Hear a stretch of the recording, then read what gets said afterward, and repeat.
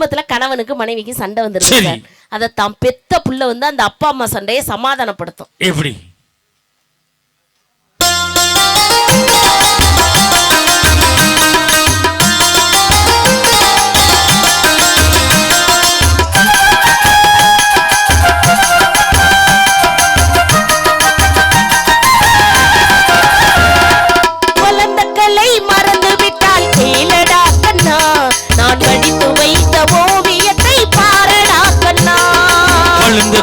மறந்து விட்டால் கீழடா கண்ணா, வடித்து வைத்த ஓவியத்தை பாரடா கண்ணா. குடும்பக்கலை போதும் என்று கூறடா கண்ணா, குடும்பக்கலை போதும் என்று கூறடா கண்ணா, இந்த கூட வேறு தலைகள் வேறு ஏதடா கண்ணா.